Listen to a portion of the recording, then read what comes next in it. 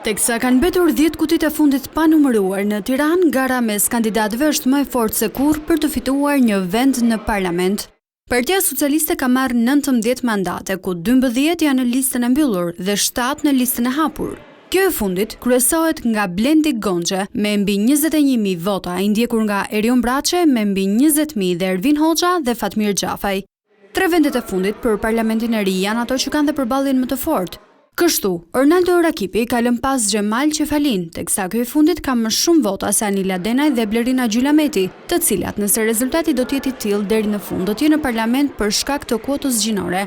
Në garë është edhe Olta Gjoçka, e cila mund të rrëmbej vendin Gjylametit nëse te kalon atë me preferencat e votës së kryeqytetasve. Sipas rezultateve paraprake të publikuara nga KQZ në Partinë Demokratike, që ka siguruar 13 mandate, Jorida Tabaku vijon të jetë më e votuara e listës, e ndjekur nga mjeku Ilir Ali Mehmeti. Ndërkohë në vendin e tretë është ngjitur kryetari i Partisë së Lirisë, Ilir Meta, dhe pas tij vijnë 2 ish-deputetët Aslan Dojani dhe Myslim Murrizi. Ndërkohë po vijon numërimi i mbi 49.000 zarfeve të diasporës, ndërsa vota e Greqisë nuk ka nisur ende numërimin. Këto të fundit pritet të ndryshojnë balancat për të fituar mandatet e fundit mes partive.